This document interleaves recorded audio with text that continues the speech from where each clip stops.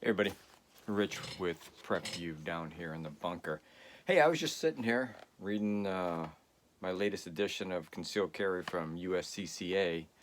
Uh, okay, so disclaimer, non-disclaimer.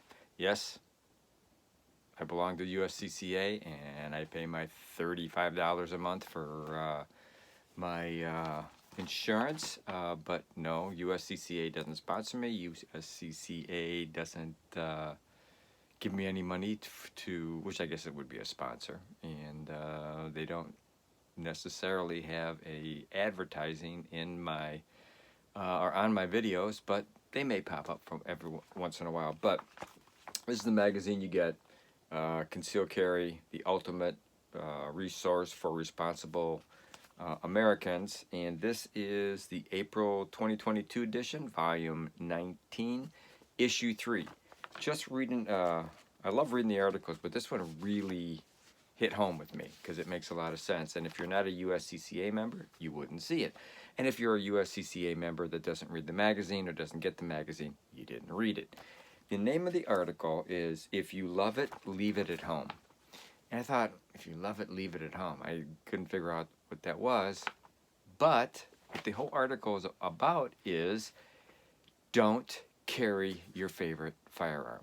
You say, okay, Rich, my favorite firearm is the one that I use at the range all the time. It's the one I like to carry. It fits great in my hand. I'm really good shooting at it, or shooting with it.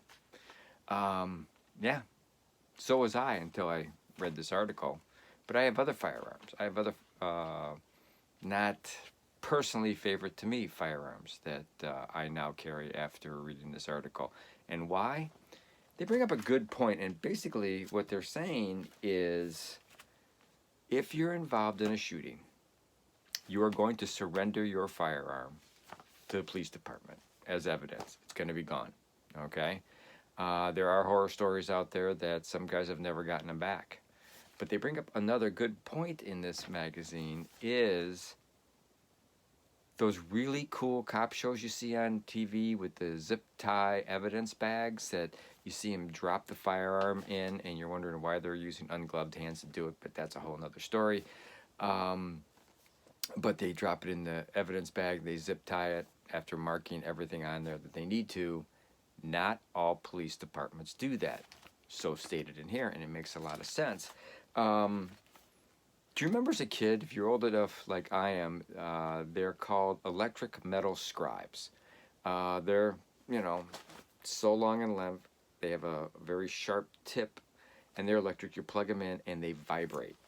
And I remember my father marking all kinds of stuff with our name and a phone number on there.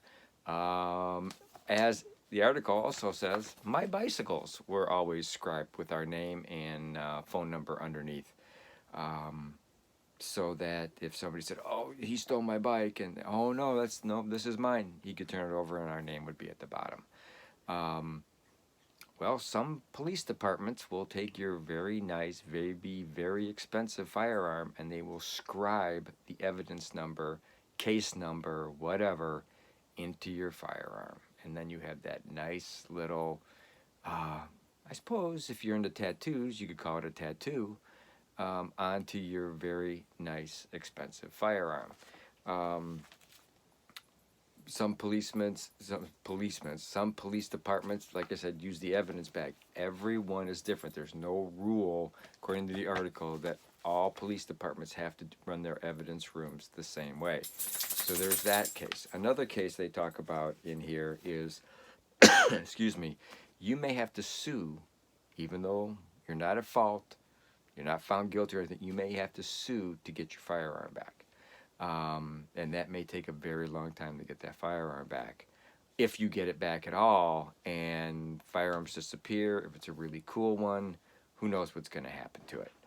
Also, it also talks about guys in combat that, really had problems and PTSD and stuff like that after they've killed somebody in combat. And obviously, in combat, it's them or you, and you have a real good reason to do it, as if you and and or your family are being assaulted, you have a really good reason to use the firearm that you carry. But maybe after that happens, you just can't look at that firearm anymore. And what if it's a firearm that was handed down to you from your father or your grandfather? Really no reason to carry something like that, I know, but some people have a personal attachment. My grandfather, let's just say my father was a police officer. I don't have his revolver. I shoot horribly with revolvers. But let's just say that I did, and let's just say that I carried it, and let's just say I had to use it, and there's a sentimental attachment to that firearm, but I just don't want to see it anymore because it reminds me of the incident, the chance that I could have lost my family or whatever. That's another reason they suggest that you don't carry your favorite firearm. And he basically ends the article, and the article is, let me tell you, the article is by Chip Eberhart. Chip Eberhart.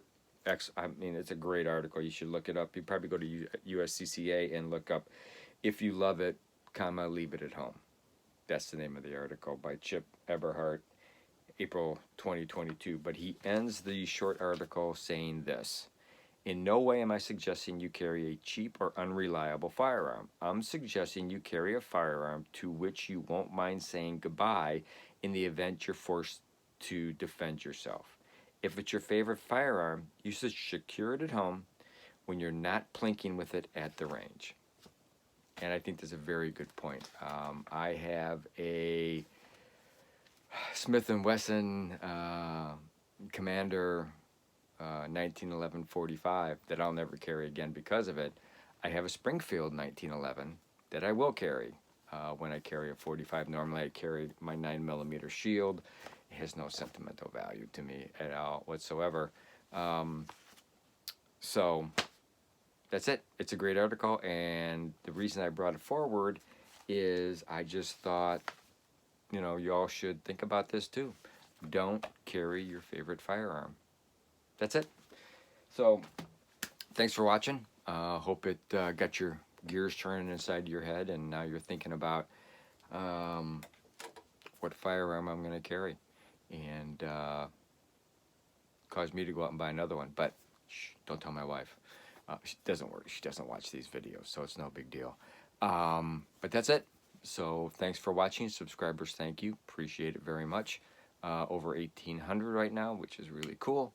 And more. Have your friends subscribe. Give this to other shooters that you know. That's it. As always, be aware of your surroundings.